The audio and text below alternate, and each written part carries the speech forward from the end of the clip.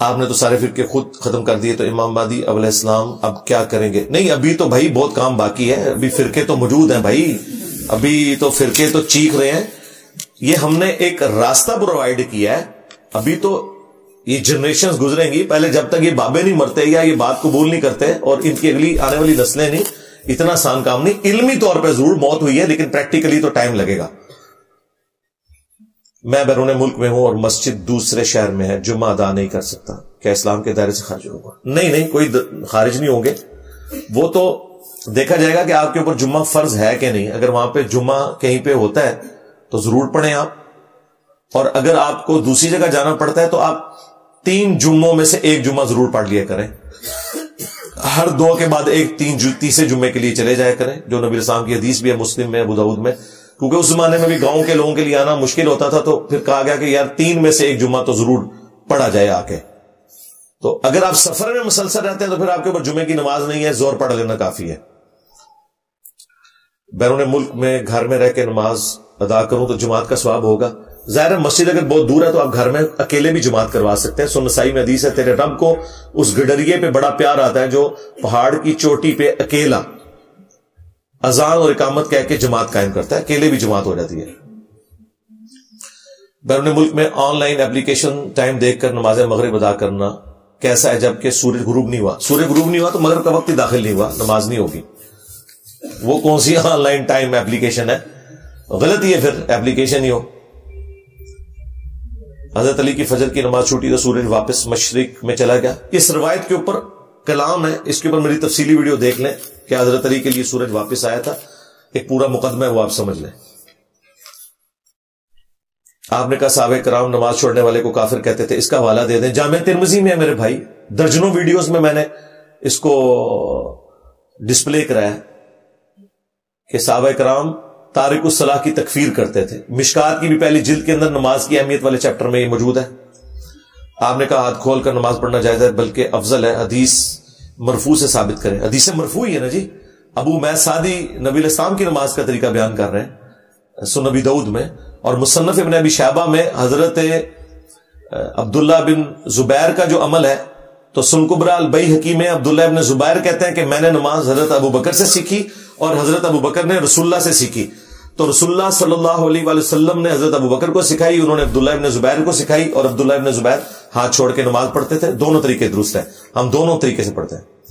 آپ نے کہا ڈھولکی بجانا جائز ہے، جبکہ حدیث میں کوبا کی حرمت کے الفاظ ہیں. بھائی یہ پورا مقدمہ وہ آپ دیکھ لیں. آپ دف بجا لیا کریں، ڈھولکی نہ بجایا کریں. آپ نے کہا کہ قبولیت دعا کے لیے ولی کی قبر پر جا کر دعا کرنا جائز ہے. نبی اور ولی کی قبر پر دعا جا کے کرنا جائز ہے. ہاں قبر پہ جو انبیاء کرام نبی الاسلام کی جو قبر ہے، باقی وہ نبیوں کی تو کنفرم نہیں کہ وہ ہے بھی ہے کہ نہیں. وہاں پہ جا کے جو دعا کرنا ہے وہ آپ نے اللہ سے کرنی ہے نا جی. رہا دعا کی قبولیت کا جائز ہونا، صحابہ اور اہل بیت سے تو کوئی اس طریقے سے تو کوئی چیز ثابت نہیں ہے کہ جس کو میں صحت کے ساتھ پریزنٹ کر سکوں. امام ابن حبان نے خود اپنے بارے میں لکھا ہے، چونکہ اہل سنت کے امام ہے، کہ میں نے امام موسیٰ کاظم کی قبر جو ہے اس کو دعاؤں کی قبولیت کا ایک ذریعہ پایا ہے. نبی الاسلام کی قبر مبارک چونکہ ریاض الجنہ میں ہے، جنت کے ٹکڑوں میں سے ہے، اللہ تعالیٰ کی رحمت کا وہ مرکز ہے، اس لیے ہم نے یہ بات کی ہے کہ قبر رسول پہ جا کے آپ اللہ کے حضور دعا مانگے تو دعا کی قبولیت کی جگہ ہے. یہ ہمارا اجتہاد ہے، اور اس اجتہاد کو سپورٹو ائمہ کرام کا عمل بھی موجود ہے. امام ابن حبان کا جو ابن خزیمہ کے شاگرد ہے اور وہ امام بخاری کے. سیاست کی وجہ سے دوستوں کے درمیان اختلافات ہو جائے، یار ختم کر دو. سارے چور نکل آئے ہیں، سارے جھوٹے نکل آئے ہیں. سیاست کی وجہ سے آپ آپس میں اختلاف کر رہے ہیں ان لیڈروں کے پیچھے جن کے قول اور فعل کے اندر تضاد ہے. ٹھیک ہے، جب تک حکومت میں ہوتے ہیں تو یہ پکڑائی نہیں دیتے، حکومت سے باہر جاتے ہیں تو کہتے ہیں ووٹ کو عزت دو. حکومت کے اندر ہوتے ہیں تو انہی ایجنسیز کو، اسٹیبلشمنٹ کو یوز کر کے اپنے مخالفین کو جیلوں میں ڈلواتے ہیں، اور جب حکومت سے نکلتے ہیں تو کہتے ہیں میں حقیقی آزادی کے لیے جنگ لڑ رہا ہوں چونکہ اب میں جیل میں جا رہا ہوں. ان کے پیچھے آپ لوگ لڑائیاں کرتے ہیں. میں پہلے دن سے آپ کو سمجھا رہا ہوں ان لوگوں کا دین سے کوئی لینا دینا نہیں ہے، آپ کے ساتھ جھوٹ بول رہے ہیں. یہ سیاست دان ہے، بس ان کو سیاست دان سمجھیں، یہ کوئی مذہبی پیشوا نہیں ہے. ان چیزوں سے باہر نکلے. اب میرے بھائی دوستی اور دشمنی کا بیان بخاری مسلم میں ہے، صرف اللہ کی ذات ہے، بس سیاست نہیں ہے، سیدھی سی بات. اگر فرقہ واریت اسلام میں حرام ہے تو یہ فرقے کیسے وجود میں آئے؟ بھائی یہ فرقے اس لیے وجود میں آئے کہ پہلے ہی بتا دیا گیا تھا کہ امت میں ایسا کام ہو جائے گا جب کتاب و سنت کو لوگ چھوڑیں گے، اور یہ نبی علیہ السلام سے پہلے بھی ہوا، قرآن میں بھی ہے کہ اللہ تعالیٰ جب نبیوں کو بھیجتا ہے ان کی وفات کے بعد لوگ دو گروہ بن جاتے ہیں، ایک ان کی پیروی کرتے ہیں، دوسرے مخالفت کرنے والے، اور پھر اس لیول تک اختلاف جاتا ہے کہ کفر میں چلا جاتا ہے، پھر اللہ تعالیٰ ایک اور نبی بھیج دیتا ہے۔ اب چونکہ ختم نبوت ہو چکی ہوئی ہے، لہذا اب جو ہے وہ اس کو ایڈریس کرنے کے لیے نبی علیہ السلام نے فرمایا تھا کہ اللہ کی رسی قرآن کو پکڑ لینا، وَاعْتَصِمُوا بِحَبْلِ اللَّهِ جَمِيعًا وَلَا تَفَرَّقُوا، صحیح مسلم میں غدیر خم کی حدیث ہے۔ ہم نے اس سے نکلنا ہے۔ دربار کے ساتھ مسجد کیوں بنائی جاتی ہے؟ یہ تو ان سے پوچھے۔ بخاری مسلم میں تو قبروں پہ نبی الاسلام نے مساجد بنانے سے منع کیا، اور بس نبی کی مثال اس لیے غلط ہے کہ وہ نبی الاسلام کی قبر مبارک وہ اس حجرے میں تھی، اور وہ حجرہ ایڈجسنٹ تھا مسجد نبوی کے، یہ توسیع کے بعد مسجد نبوی میں آ گیا ہوا ہے۔ ہاں، یہ صحابہ کرام نے نہیں مسجد نبوی میں قبر رسول کو داخل کیا ہوا، یہ بعد کے لوگوں نے کیا ہے۔ میرے دوست نے مجھے کہا کہ 5 آسمانی کتابیں ہیں، لیکن میں نے کہا کہ 4 ہیں۔ اس نے کہا حضرت ادریس پہ بھی نازل ہوئی۔ بھائی 5 سے بھی زیادہ ہیں قرآن میں، جن کا ذکر ہے وہ تو 3 ہے قرآن کے علاوہ، باقی تو صحائف تو ہے نا۔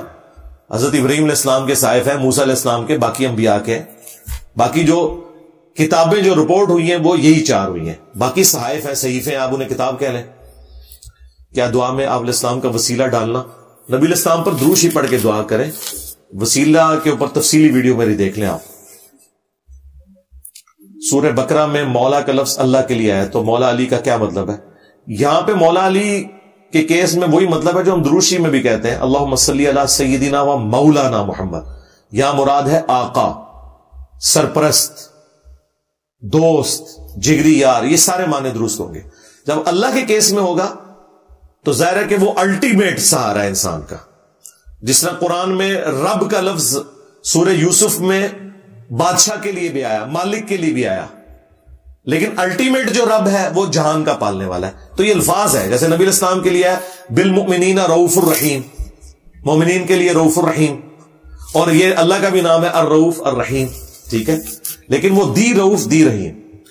کھڑے ہو کر پیشاب کرنا مرد کے لیے سنت ہے، جائز ہے، لیکن عمومی عمل بیٹھ کے پیشاب کرنا ہے، اور جہاں آپ کو بیٹھ کر پیشاب کرنے میں تردد ہو، چھینٹیں اڑتے ہوں، وہاں کھڑے ہو کر پیشاب کریں۔